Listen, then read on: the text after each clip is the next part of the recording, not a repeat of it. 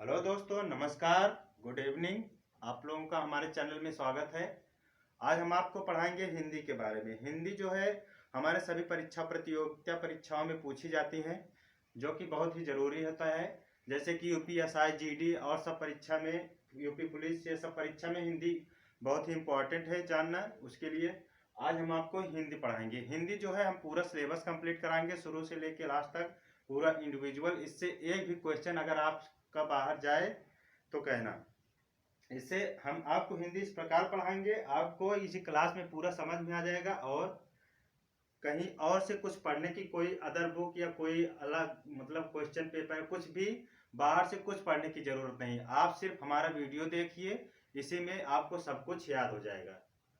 इतने आसान भाषा में हम आपको हिंदी बताएंगे कि उतना कोई नहीं बताया होगा फिलहाल। ठीक, चलिए शुरू करते हैं। हिंदी, हिंदी भाषा और व्याकरण। ठीक, आप नोट्स भी बनाते चलिए अगर बनाना हो तो। जैसे जैसे हम लिखवा रहे हैं सब कुछ नोट तैयार करवाएंगे एकदम बढ़िया से, पूरा लिखवा के सब कुछ करवा के। कोई भी इसमें शॉर्टकट कुछ नहीं करेंगे, क्योंकि हिंदी ऐसा चीज है, अगर आप जब तक पूरा पढ़ेंगे नहीं, शॉर्टकट में पढ़ेंगे तो ऐसे ऐसे क्वेश्चन आते हैं आपके ऊपर से निकल जाएंगे, पता नहीं चलेगा। इसलिए हिंदी कहते हैं जितना बोलने में सरल है उतना पढ़ने में हार्ड भी है, लेकिन अगर आपको एक बार आ गया तो पेपर में आसानी से आप एकदम सरल से सबसे ज्यादा हिंदी में स्कोर करके आएंगे, अगर आप मेरा पूरा वीडियो देखेंगे तो। ठीक, तो चलिए शुरू करते हैं। हिंदी भाषा और व्याकरण। ठीक, ऐसे हेडिंग डाल लीजिए, हिंदी भाषा और व्याकरण। व्याकरण किन दो शब्दों से मिला है? बी धन आ धन करण। ठीक, मिलाकर व्याकरण हो गया। सबसे पहले हिंदी पढ़ने से पहले हम आपको कुछ इंपॉर्टेंट बात बताएंगे। जैसे कि अभी तक हिंदी हमारी राष्ट्रभाषा नहीं हुई है। जैसे कि कहते हैं राष्ट्रभाषा, राष्ट्रीय फूल कमल है और राष्ट्रीय फल आम है, उसी प्रकार अभी राष्ट्रीय भाषा हमारी हिंदी अभी तक हुई नहीं है, लेकिन इस पर चर्चा चल रहा है कि हिंदी को बनाया जा सकता है। अभी कोई हमारी राष्ट्रभाषा नहीं है। ठीक, अब राष्ट्रभाषा नहीं हुई, मगर केंद्र के ऑफिशियल कामकाज के लिए हिंदी को ही माना जाता है। जैसे सेंट्रल में, जैसे अब हमारे मोदी जी हैं, उनके कार्यालय में या कहीं भी सेंट्रल कार्यालय में किसी सरकारी कामकाज है तो हिंदी का ज्यादा यूज होता है। हिंदी में सारी चीजें लिखी पढ़ी जाती हैं, तो वहां पे जो है हिंदी का ही ऑफिशियल, हिंदी को ही जो है माना गया है। भाग 17 में अनुच्छेद 343 में संघ की राष्ट्रभाषा हिंदी होगी ऐसा कहा गया है। आप संविधान में जब देखेंगे भाग 17 में अनुच्छेद 343 में हिंदी राष्ट्र की संघ भाषा होगी ऐसा बताया गया है। इसी आधार पे हम मतलब कह सकते हैं कि आने वाले समय में अगर हमारी राष्ट्रभाषा होगी तो हिंदी होगी। ठीक, हिंदी फारसी भाषा का शब्द है। हिंदी फारसी भाषा का शब्द है और इसको ईरानियों ने सबसे पहले प्रयोग में लाया था। इसको ईरानियों ने सबसे पहले प्रयोग में लाया था।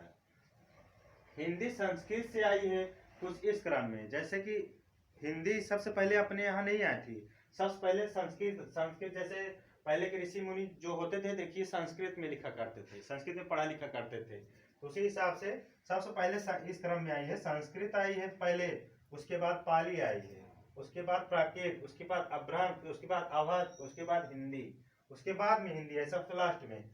और हिंदी की लिपि जो है देवनागरी लिपि होती है। जैसे आपके एग्जाम में आ गया हिंदी कौन सी लिपि है, तो देवनागरी लिपि होती है हिंदी की। ठीक, उसके बाद अब आप लोग हेडिंग डालिएगा भाषा। सबसे पहले हेडिंग डालिएगा भाषा।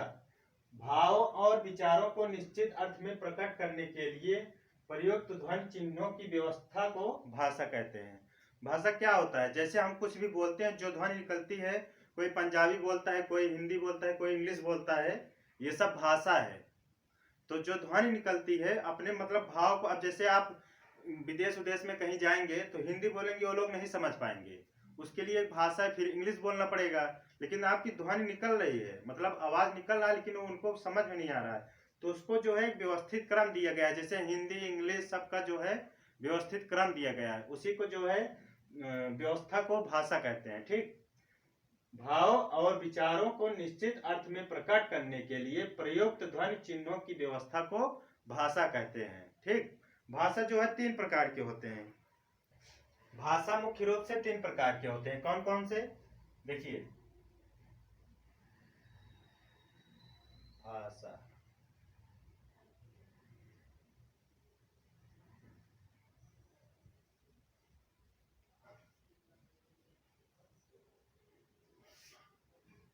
एक तो होता है आपका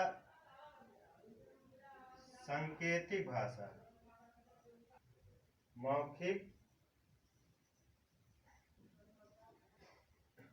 और तीसरा होता है लिखित भाषा।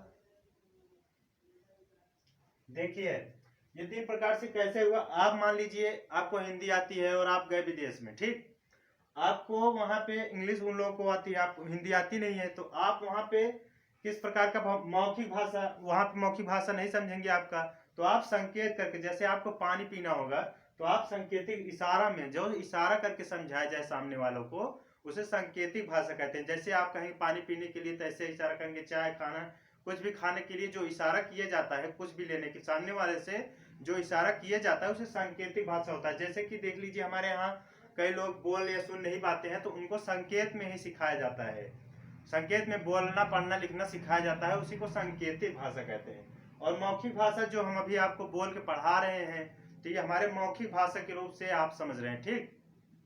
और लिखित भाषा जो ये सब हम लिख के आपको बता रहे हैं, जैसे हम क्या क्या कर रहे हैं, हम मौखिक भाषा का भी यूज कर रहे हैं, लिखित भाषा का भी यूज कर रहे हैं। आपको पढ़ाने के लिए हम लिखित और मौखिक भाषा दोनों का प्रयोग कर रहे हैं। तो जो लिख कर समझाया जाए उसे लिखित भाषा कहते हैं, जो मुंह के तौर मतलब बोल के समझाया जाए, जैसे कोई चीज बोल के सामने वाले को समझाया जाता है उसे मौखिक भाषा कहते हैं, और जो चीज संकेत करके समझाया जाए उसे सांकेतिक भाषा कहते हैं, ठीक। लिख देते हैं, आप इसके नीचे लिख लीजिए, याद रहेगा। जो संकेत करके समझाया जाए सांकेतिक भाषा, जो बोल कर समझाया जाए उसे मौखिक भाषा, जो लिख कर समझाया जाए उसे लिखित भाषा कहते हैं। लिख लीजिए आप लोग नीचे।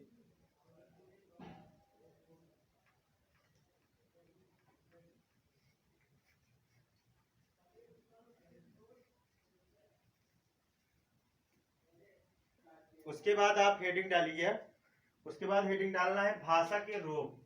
भाषा के रूप क्या होते हैं, सबसे पहले हेडिंग डालिए बोली। बोली क्या होता है, बोली जैसे कि बोली जाती है, खड़ी बोली होती है, एक भोजपुरी होती है, एक अवधी होती है, ठीक, वो बोली होती है। जैसे बोली भाषा की सबसे छोटी इकाई है, इसको ध्यान में रखना, बोली भाषा की सबसे छोटी इकाई है। इसका संबंध किसी एक गांव या कस्बे से होता है, इसका संबंध किसी एक गांव या कस्बे से होता है। इसमें शब्दों का बाहुल्य होता है। अब देखिए इसको समझिए, जो बोली है, जैसे आपके गांव में कोई बोली जाती होगी, इलाहाबाद में कोई और, दिल्ली साइड कोई और, बिहार साइड कोई और, ऐसे ऐसे देखिए गांव में, वहाँ जो गांव है वहाँ पे बोली अलग अलग होगी, मऊ और उसके बाद गोरखपुर, हर जगह के देख लीजिए बोली अलग अलग है। तो उसी को जो है बोली कहते हैं। बोली भाषा की सबसे छोटी इकाई है, इसका संबंध किसी गांव या कस्बे से होता है, इसमें शब्दों का बाहुल्य होता है।